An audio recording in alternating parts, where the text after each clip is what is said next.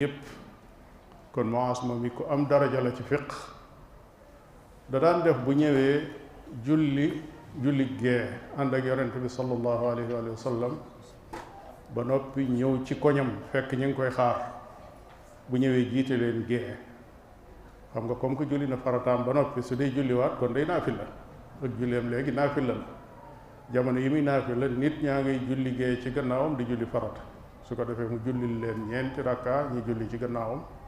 bu sëlmalee ñu sëlmal kon loola mooy wone ne joxe firnde ne kuy julli farata mën naa julli ci gannaaw kuy naafila su dara xasee sax ci xadiis yonent bi sallallahu alayhi wa sallam yëg ko kon loola amatul wax te loolu Muaas doon def yonent bi alayhi salaatu wasalaam da koo yëg ndax da daan julli di ko guddal lool suñuy julli ñu julli ci seen gannaaw lu yàgg am koo xam ne ni mu ko waxee da daan yendu ci àll bi di liggéey ba sonn su dikkee julli gi gudd ci moom lool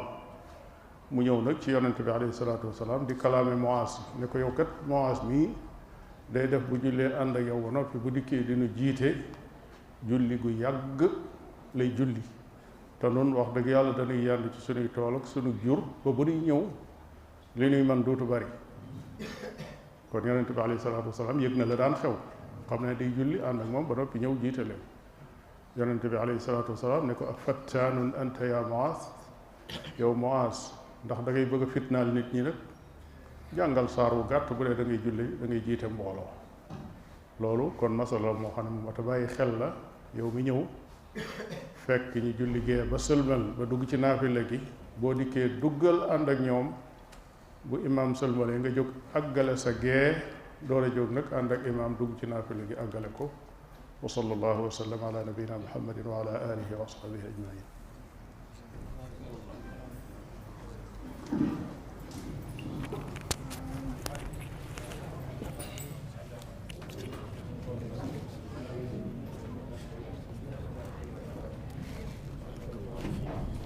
ñu ngi leen di nuyu nuyoob lislaam di leen wax assalaamu aleykum wa rahmatullah umpule woo leen mukk taxawaay bi dégg diine am ci tasaare xam-xam ak yaatal daawa sunna ci biir Sénégal ak li ko wër doomu réewum Sénégal di ci jëriñu ci biir réew mi ba ci bitim réew mu leen di jottali xam-xam bu dëppook alquraanul karim ak sunna yonent bi sallallahu alayhi wa sallam ak fu ngeen mën a nekk ci réewi àdduna bi liggéey bu rëy bi nag yeyoo nañu taxawu ko saxal ay dëggoom ba mu gën a mën a taxawe liggéeyam looloo tax dégg diine aajowoo yaatal couverture am ci yeneen région wu Sénégal yi ci lu génn Dakar ak di beesalaat ay matériel am saa su nekk ak lu koy jàppale ci yembal ay frais de fonctionnement wam looloo tax direction bu dégg diine ubbi buntu yiw tàllal ci loxo ay aboneem ak ay membram ci ay cotisation yoo xam ne nag coobarewu rekk la lu ko tàmbalee ci 200 francs ba ci 500 francs ba ci lu ko ëpp ci weer wu nekk loolu mën a doon ndimbal lu rëy ngir dégg diine gën a mën a taxawu liggéeyam